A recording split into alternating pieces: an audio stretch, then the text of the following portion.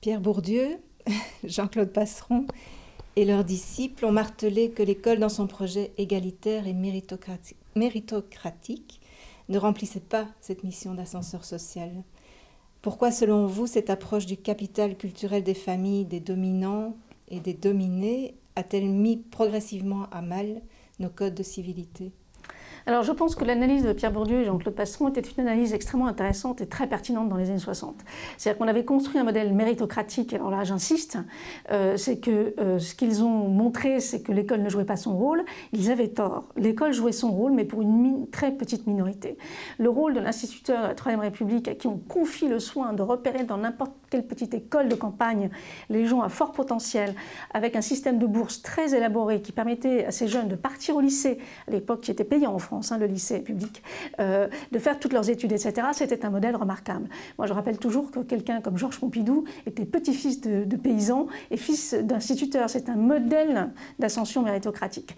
Et cette école-là remplissait ce rôle-là. En revanche, elle était dans une ségrégation forte pour le reste. C'est-à-dire qu'en gros, un enfant qui n'avait pas de don particulier, quand il était issu des classes aisées, il avait accès au lycée, les autres non. Et donc, qu'il y ait une critique de ça, c'était certainement très intéressant. Le problème, c'est que là aussi, on a mis tout ça dans un même paquet. Et c'est-à-dire qu'aujourd'hui, nous sommes dans un système qui est bien pire, à mon avis, que celui des années 60. C'est-à-dire que l'école ne permet même plus à une minorité la plus douée des classes les moins favorisées d'accéder aux plus hautes responsabilités. Et donc, dans ce sens-là, on a vraiment perdu quelque chose. Donc déjà, il y a ça. Par rapport à la dimension citoyenne, je pense que cette critique n'a absolument pas pris en compte...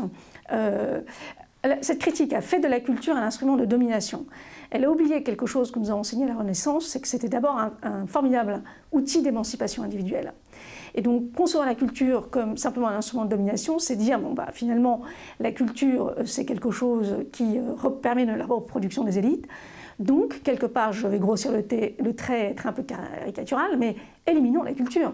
Et sincèrement, moi qui ai été 15 ans enseignante, il n'y a plus de culture dans l'établissement.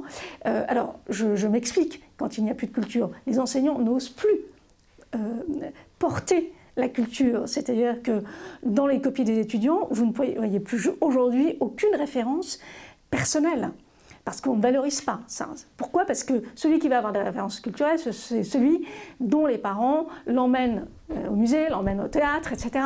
Et donc pas de ségrégation. Mais du coup, on a totalement vidé de sa substance, je dirais, la vocation culturelle des enseignants. Et en France, il y a eu une réforme il y a quelques années qui m'a beaucoup interpellée, c'est que l'éducation nationale, prenant en compte que les élèves n'avaient pas beaucoup d'appétence pour la culture au sens noble, eh bien, ils ont décidé qu'on allait créer des référents culture dans les établissements.